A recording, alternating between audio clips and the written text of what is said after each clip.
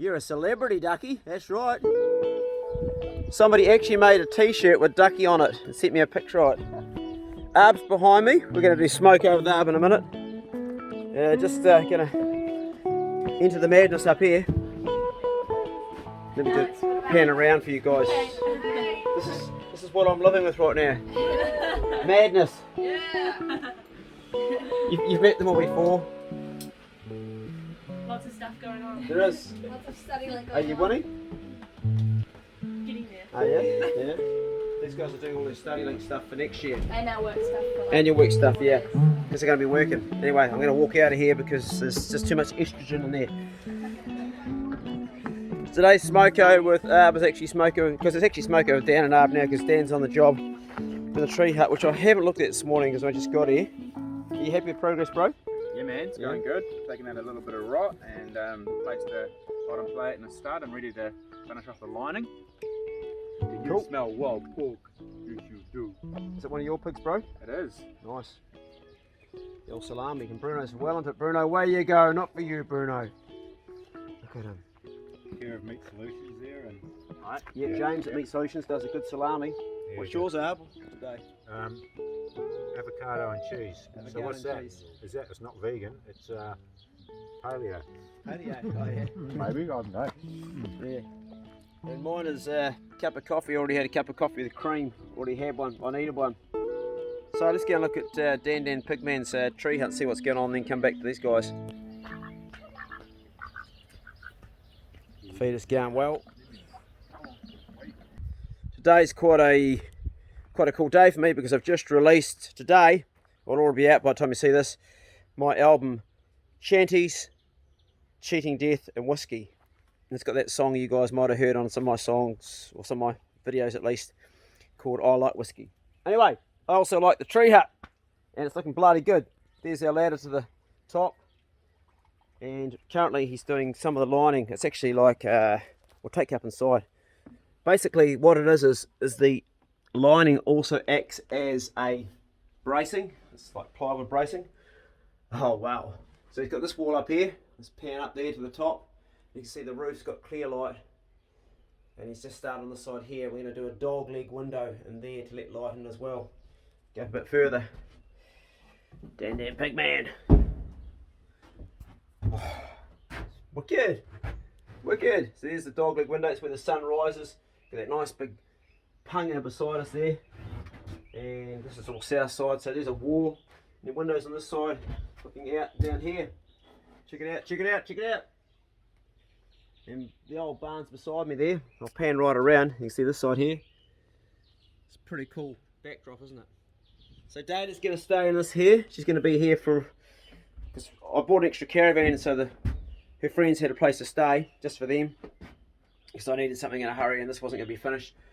And also I've always wanted to finish this tree hut for Data. It was something she wanted like 7 years ago, and I just couldn't do it because I was stuffed my arm in an accident. So I've now got it going again, and it's really been a very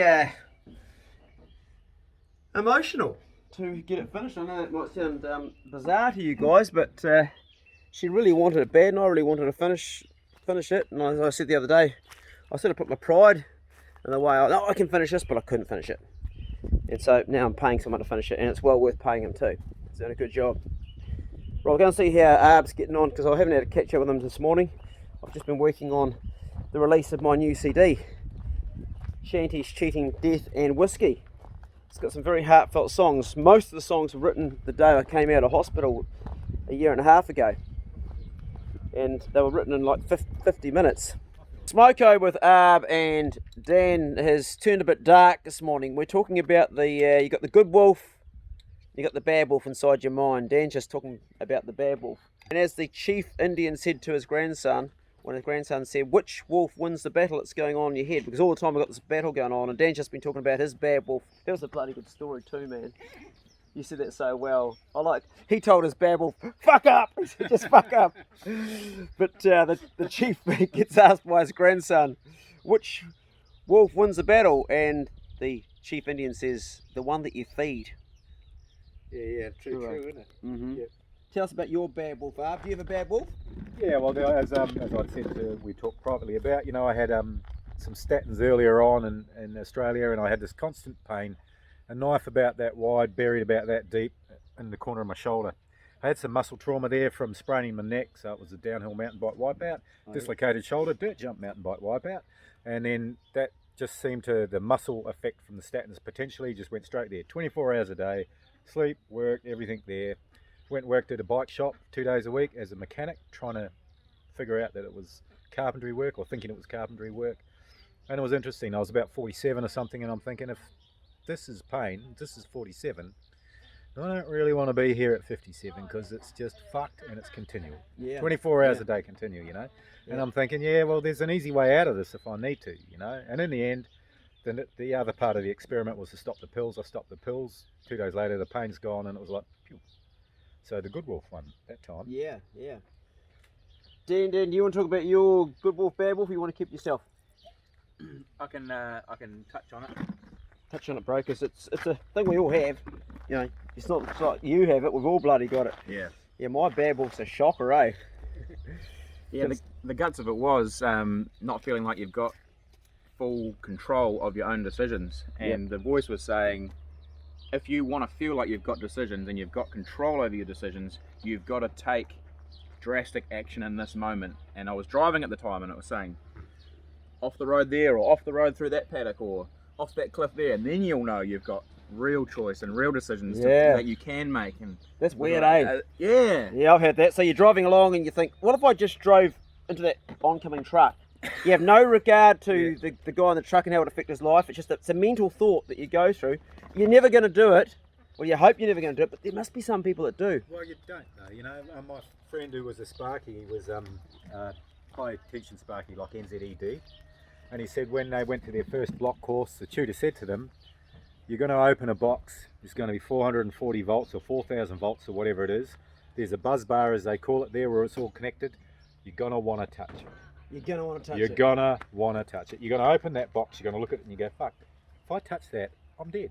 Like, it'll just be wham, it'll be bang. And he said, you're going to want to, your mind's going to want to touch that bar. It's all over when you touch the bar. It's that close to doing something. It's a human search, It's something that the ultimate thing we're going to find out about is death, our own death potentially, and how it happens is a different way, but it's an attraction. It's possibly the thing that's created all religion has been about the life after death. Yeah. Obviously religion's there to help people live a good life, but also there's always a mention of death in it, Yeah. And it's something that's ingrained in us. It's something that's primal. We want to ask questions, we want to see, we want to know. And so that was really interesting. He told me about what the tutor said, and it's like, there it is. It's all there waiting for you, boy. 4,000 volts or whatever it is, and you can just take yourself out. And he said, yep, it happened to him the first time he opened one. It was like shit. He looks at it and just goes, he's right. What he said was true. I could just, but he didn't. He never did. In all the years he worked with it, he never did. Never touched it. Never touched it, because he knew what was going to happen. Vaporise him. Pretty much. Yeah. Black and crisp and hanging from the ceiling. As a young guy, I wasn't as strong as Arb, and when I was going to Sunday school, I was told that if I touched something else, I'd go blind. He's not blind yet. Real tough time these days, stumbling around in the dark. Isn't that crazy? They taught us when we were young through Christian, like the church, that how would you call it? Self-pleasuring yourself would make you go blind. I don't know what, but I'm fucking deaf, eh? I don't know what caused that. Is that the other end? Yeah, it's the other end. Don't know, all these things that are fear-based, eh? Fear. It's part of religion to control, and I don't like to talk about religion on the channel, but it's about controlling with fear. If this happens, you'll go to hell. If this happens, you'll go blind. If this happens, you'll go deaf. Yeah. Fear is probably one of the primal emotions with humans, so it's a great thing to touch on to, as you say, it's a sure bet for control, isn't it? Yeah. Absolute sure bet. You can oppress them or kill them, or you can just generate fear. Insurance companies, Oh, yeah. we've all basically got insurance for the fear of having something stolen or damaged or whatever it is, and we've seen an earthquake in Christchurch, so we all have insurance on our houses because we go, oh, well, shit, it's like, it's still cheaper than having to find the money to rebuild my house after the big earthquake, That's a fear-based industry. It is a fear base, yeah. I suppose, you know, it's true, we go through life, everything that we do is either love-based or fear-based. Every decision we make is either based on love or fear. And I try to work from love, but the fear is a survival mechanism. We have fear to survive, and that's the thing. Like, if you say wake in the morning at 3 o'clock with someone knocking on your door, you won't go to the love base. You won't go, hey, oh, awesome, that could be Clay come to see me. Or maybe Arb's bringing some beers around, we're having a party. You won't do that. You'll go, fuck, who's that at 3 a.m. on my door? That's what you do, eh? You go, who is that? That's a fear. Yeah. And if it was me, you'd go, fuck off, I'm trying to sleep, man. You wouldn't be positive anyway. But we come from a fear base, and that's survival. It's what's going to happen next. And we're negatively geared because of survival. It's to protect us. That's why we don't act on those bad wolf things, or most of us don't, do we? We don't do that. Drive into the oncoming truck, because ultimately we think about him. Yeah. You know, we think about that guy and we go, oh, you can't ruin someone else's life. There's people that do, though. There's people that actually don't consider other people. Yeah. You know, they do. I know of one guy when I lived in Cairns, and he drove into the buttress of a bridge. On purpose? Yeah, he just had a breakup and it had pretty much been finalised. So he took himself out, drove out, flat out into the buttress of a bridge, you know, and he took himself out. Pretty public, like it was on a main road, main Caravanica road. For any of your people who are there. So it was like, wow, you know. So some people did get affected by it, by seeing the carnage, you know, but at least he didn't go head on into a truck and think, oh yeah, the truck, that guy will be all right, but that guy has to live the rest of his life with the fact that he killed someone. You know? Oh, it must be traumatic. Must be horrible. Yeah. Well, Smoko with Arb and Dan's been a bit graphic and a bit dark, but hey, you never know what you're going to have. That's today's video, guys. Hope you enjoyed it. Got to carry on working now. Got a lot on my plate right now. Organising a hunt trip with my mate Simon. Trying to organise things that we need to get here for the house to finish the job. Arb's got so much. I'll bring you up to scratch what's going on that there.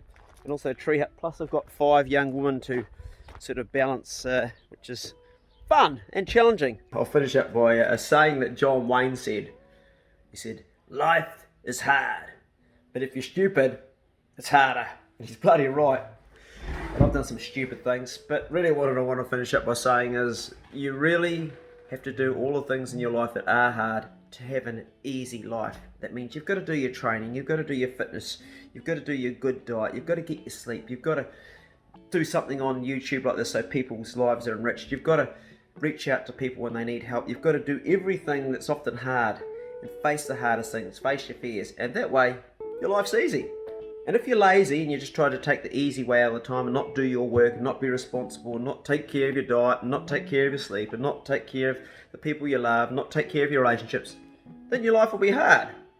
So go hard and have an easy life. And be good. If you can't be good, be careful. See you later. Right, I'm going to do some editing. Try to do as much as I can while people are building and doing stuff around it. It's a mad zone. So yeah.